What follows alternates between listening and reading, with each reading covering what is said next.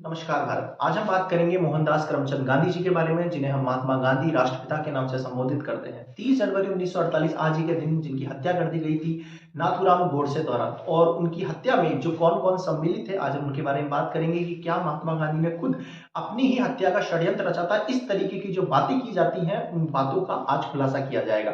अगर आप चैनल पर नए हैं तो please subscribe our channel for our latest videos. तो आइए शुरू करते हैं। एम के गांधी, जिनका जन्म 2 अक्टूबर 1869 को पोरबंदर गुजरात में हुआ।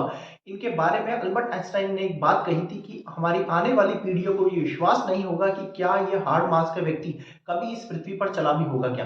गांधी जी जिनके ऊपर सबसे पहला जो हमला हुआ था वो 20 जनवरी 1948 को हुआ। मदनलाल बाबा नामक व्यक्ति ने बिरला हाउस के पास एक बड़ा पटाखा फोड़ा था, और उनकी ये मंशा थी किस तरीके से गांधी जी को चोट पहुंचाई जा सके। लेकिन फिर भी इसके बावजूद 21 जनवरी को गांधी जी ने एक सभा करी, और सभा के अंदर कहा कि मेरी यह अपील है कि कोई भी जनता या फिर पुलिस जो मदन लाल जी हैं उन्हें चोट ना पहुंचाए, और मेरी अपील है कि उन्हें छोड़ दिया जाए बाइज्जत। इसके अगले 10 दिनों में महात्मा गांधी ने कई समाचार पत्रों में और अपनी सभाओं में कम से कम 14 बार अपनी मृत्यु का जिक्र किया, जिससे यह अंदेशा लगाया जाता है कि उनकी मृत्यु का षड्यंत्र कहीं वह खुद तो नहीं रच रहे थे।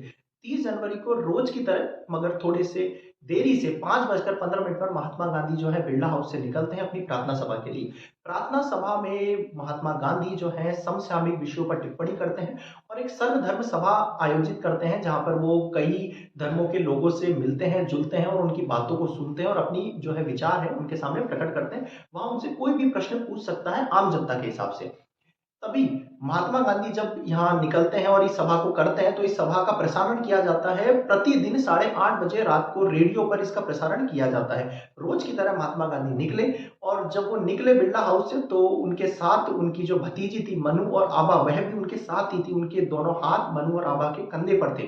तभी सामने आते हैं नाथूराम गोडसे। नाथूराम गोडसे ने उनके सामने हाथ जोड़े और अपनी पिस्तौल तान दी। पिस्तौल तानकर उन्होंने पहली गोली जो है उनके सीने पर चलाई, पहली गोली उनके सीने पर चलाई। उसके बाद फिर उन्होंने उनके सामने हाथ जोड़े और अगली दूसरी और तीसरी गोली गांधी जी के पेट पर चलाई। गांधी जी का पेट पर गोली चलाते ही जो नाथूराम गोडसे हैं उसने अपनी पिस्तौल जो है वो जनता के हवाले कर दी और अपने हाथ ऊंचे उठा दिए।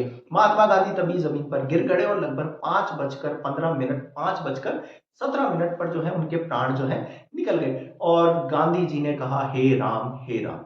बिरला हाउस को आज गांधी स्मृति के नाम से जाना जाता है। नाथूराम गोडसे जिन्होंने खाकी रंग के कपड़े पहने थे, उन्होंने हाथ ऊंचे करके पुलिस पुलिस चिल्लाया। तभी किसी ने पुलिस को सूचना दी, और वहां पर पार्लियामेंट स्ट्रीट के डीएसपी जसवंत सिंह और तुगलक रोड थाने के जो इंस्पेक्टर थे दसौदा सिंह, उन्होंने आकर जो नाथूराम गोडसे उन्हें गिरफ्तार करके थाने ले जाया गया। तुगलक रोड थाने में ही जो गांधी जी की हत्या है उनकी जो एफआईआर दर्ज की गई थी। गांधी जी की शव यात्रा बिरला हाउस से जनपद कनॉट प्लेस होते हुए आईटीयू से राजघाट पहुंची। यहाँ पर जो वाहन था, शव यात्रा थी। शव यात्रा में जो शव वाहन था उस पर सरदार पटेल और नेहरू जी बैठे थे, और उनके साथ में रामदास और देवदास गांधी जी के पुत्र भी मौजूद थे, जिन्होंने ही गांधी जी को मुखाग्नि दी। यहाँ एक ऐसा नजारा देखा गया जो इससे पहले ना बाद में पूरी दुनिया में किसी व्यक्ति के लिए देखा गया होगा। 31 जनवरी को राजघाट पर गांधी जी की अंत्येष्टि के समय दिल्ली की सड़कों पर हजारों की संख्या में लोगों ने अपने सिर मुंडवा लिए, और ग्रामीण जो लोग थे वो कई हजारों लोग जो है अपना देसी घी लेकर अंत्येष्टि के लिए पहुंच रहे थे कि गांधी जी की जो अंत्येष्टि है उसमें हमारा घी इस्तेमाल होगा। यहाँ पर इतना हुजूम उमड़ा कि लगभग 15 लाख से ज्यादा लोग इकट्ठे हुए थे इस अंत्येष्टि में, इस शव यात्रा के अंदर। जो भारतीय सेना के कमांडर इन चीफ थे सर्वराय बूचक, यही इस जो पूरी की पूरी प्रक्रिया है इसको संभाल रहे थे।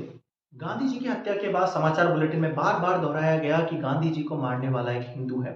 इसी तरह पाक के संस्थापक मोहम्मद अली जिन्ना ने भी अपना शोक संदेश भिजवाया कि पूरे देश में यह ऐलान किया कि वो हिंदू समुदाय के एक महानतम लोगों में से एक है। इसको लेकर मोहम्मद अली जिन्ना की भी बहुत आलोचना हुई, लेकिन वो अपने बात पर अड़े रहे, और इस तरह एक महान युग का अंत हुआ। तो अब आगे की वीडियो में हम जानेंगे किस तरीके से जो नाथूराम गोडसे उसको गिरफ्तार किया गया था, और उसने अपने कबूलनामे में क्या क्या कहा कोर्ट के अंदर। तो बने रहिए वीडियोस के साथ। हम अगले वीडियो के अंदर आपको बताएंगे जो नाथूराम गोडसे है उसका क्या कबूलनामा है। और इसी तरह हमारी वीडियोस को प्यार दीजिए, पसंद कीजिए, लाइक कीजिए, सब्सक्राइब कीजिए चैनल को, और बने रहिए हमारे साथ। जय हिंद, जय भारत।